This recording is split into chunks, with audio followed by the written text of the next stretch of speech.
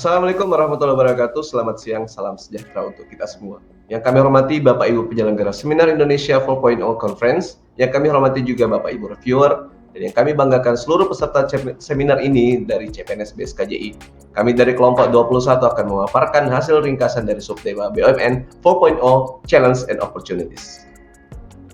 Selanjutnya kami akan memperkenalkan anggota kelompok 21. Kami bertiga berasal dari satuan kerja yang sama, yaitu dari Balai Besar Industri Hasil Perkebunan Makassar. Yang pertama, saya sendiri Aslan B dengan jabatan Teknisi Sarana Prasarana. Yang kedua, Mbak Tin Mardia dengan jabatan Penguji Mutu Barang. Terakhir, rekan saya Dede Ardiansyah dengan jabatan Pengadministrasi Keuangan. Pendahuluan.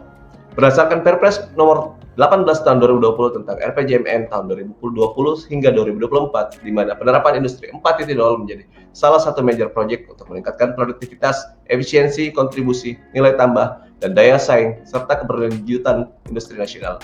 Menindaklanjuti hal tersebut, Kementerian Perindustrian meluncurkan sebuah program yaitu Industri Readiness Index atau disingkat INDI 4.0. INDI 4.0 ini adalah sebuah asesmen untuk mengukur tingkat kematangan sebuah institusi dalam menjalankan atau melakukan penerapan revolusi industri 4.0. Selanjutnya Kemenperin dan Kementerian BUMN melakukan MOU untuk melaksanakan asesmen tersebut terhadap BUMN. Sepanjang 2019 hingga 2020, dari 107 perusahaan terdapat 17 BUMN yang melakukan asesmen INDI 4.0 ini.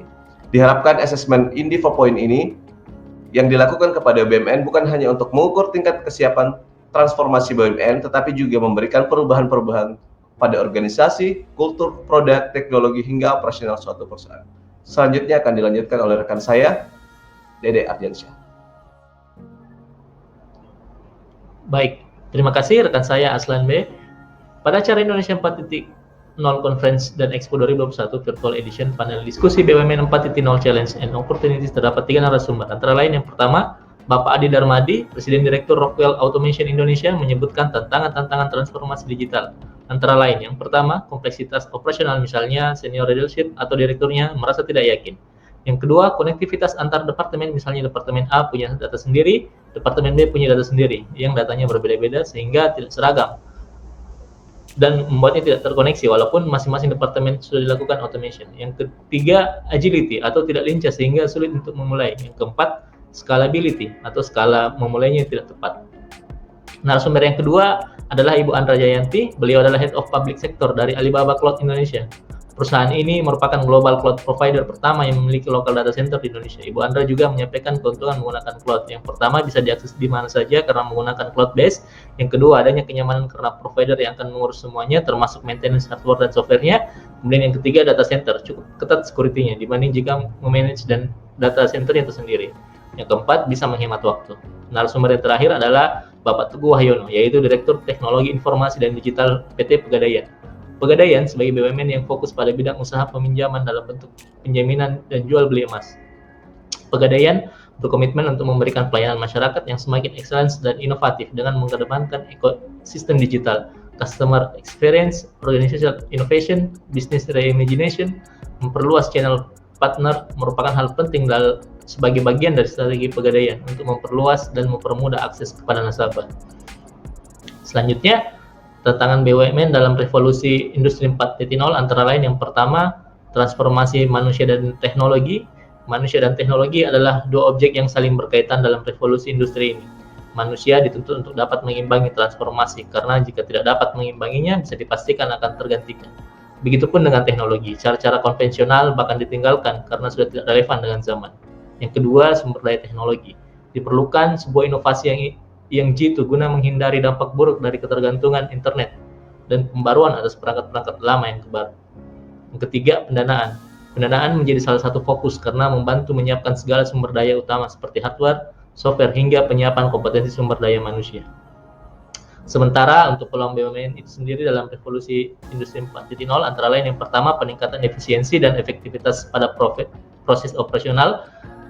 Pengimplementasi industri 4.0 ini dapat meningkatkan efisiensi operasional, efektivitas pemanfaatan aset, efisiensi biaya material, menekan biaya pemeliharaan, efisiensi biaya tenaga kerja, dan peningkatan pada mutu dan kualitas hasil produk akhir. Yang kedua, produktivitas tenaga kerja. Produktivitas tenaga kerja dapat meningkat 30-40% serta meningkatkan kualitas tenaga kerja hingga 90%. Yang ketiga, jalur distribusi. Penerapan industri 4.0 ini juga dapat meningkatkan efisiensi waktu sampai pada produk ke pasar pemasaran yang berimplikasi pada kepuasan pelanggan. Selanjutnya akan dijelaskan rekan saya, Mbak Tin Mardia. Baik, terima kasih rekan saya, Dede Ardiansah. Penerapan Industri 4.0 pada penggadaian. Transformasi pegadaian dimulai tahun 2017.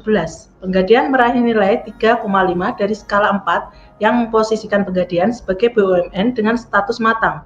Pegadaian sebagai perusahaan BUMN yang berfokus pada sektor pembiayaan dengan metode penjaminan barang kini dan jual beli emas, melakukan transformasi digital yang dimaksudkan sebagai bentuk menjawab persaingan dengan maraknya muncul kompetitor swasta. Transformasi digital yang dilakukan Pegadaian bukan hanya melakukan perubahan pada sentuhan teknologi, tetapi dimulai dari perubahan budaya para pegawainya. Kemudian keterlibatan oleh seluruh elemen pada divisi dalam internal Pegadaian menjadi kunci sukses atas transformasi digital ini.